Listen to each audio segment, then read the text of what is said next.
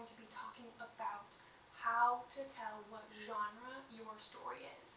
Now, if you are a storyteller, whether visual or written, you need to understand what genre your story is. Now, what a genre is a category of stories that have similar key features or key components that define the essence of the overarching story. Now, what I mean by this is that you've probably seen it in books and movies where you feel like you can kind of guess the plot. That's because they fall squarely in a genre. Now, genre is a marketing tool, and in terms of creativity, you can blend genres to evoke that sense of newness and that sense of excitement from the audience that you're intending to reach. But in essence, knowing what your genre is a marketing tool. It helps you find your audience. It helps the masses understand whether or not this story might be for them. So let's break into some general questions you should ask about your story, your script, your book, your mini documentary, because these types of things can also apply to nonfiction as well, like the types of feelings and emotions and conflicts. Like these can also be applicable to nonfiction in the realm of taking a story arc from real life events that kind of cater to what's normally placed in a fiction. Because real life mirrors stories, and stories mirror real life, so that whole thing.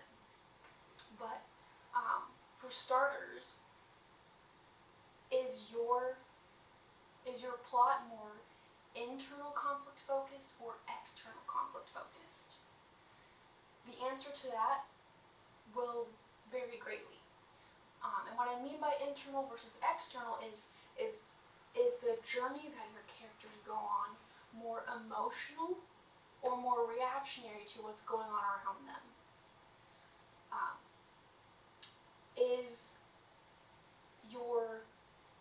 Is your story more about the emotions or more about the plot? How much does your characters develop? Like, how much do they learn? How much do they grow over the course of the story? These simple questions can help you identify what genre your story is squarely fits in. And there's going to be some nuances, especially if you like to blend genres. And I very much encourage you to blend genres. But for the purposes of this video and for the purposes of marketing your story, those are the two main questions that you need to understand in order to identify what genre your story is in. Is the conflict internal or external, and how much character development happens within the story itself? Drama, romantic comedy, and tragic comedy, also called black comedy or sad comedy, they are much more driven by the internal conflict. The emotions of the characters, the emotional development of the characters are largely the center of the plot. And anything external, any kind of obstacles that the character faces throughout the duration of the story, is meant to push the character further into embracing and diving into and resolving those emotional conflicts that they're facing. In terms of the action, adventure, and thriller genres, these are largely external conflict oriented. The character arc is centered on resolving the plot devices. So the characters themselves, while they may have some kind of emotional development, their emotional development is centered on their determination to resolve the plot in front of them. Their determination to tackle, win the day, find the girl, save the day, whatever. They're in action, adventure, and thriller, the characters are pawns to the plot. And that's fine, because the plot is the reason why you are watching or you're reading the story. You want to know if the heroes are going to save the day, if the antagonist is going to thwart the hero of the story. You want to know those things, and the character arc of the main characters is centered on their determination, their will to succeed in the task at hand. Now, when it comes to horror, suspense, crime, and mystery, there's little to no character development. In fact, the plot is largely not really centered on the characters at all, but centered on the events happening within the story. But not in the same way that an action-adventure or thriller is.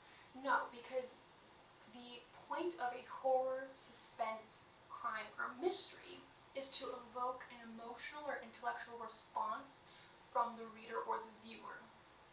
And a lot of the plot devices within a horror, suspense, crime, or mystery revolves around one of my personal favorite things, is dramatic irony, which is when the reader or the viewer knows more than the characters.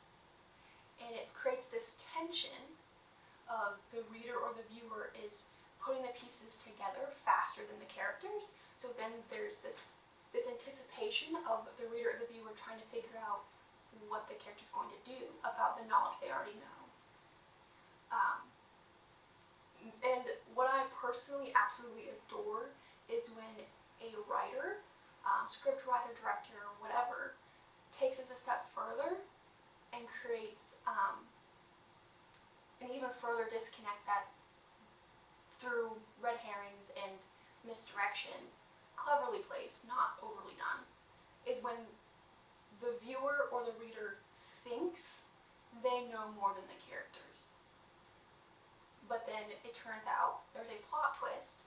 The breadcrumbs are already laid out throughout the entire story, but there's a plot twist at the end that blows the minds of the reader. Like, that is kind of the goal of a horror, suspense, crime, or mystery, is to really evoke an emotional or intellectual response from the viewer or the reader.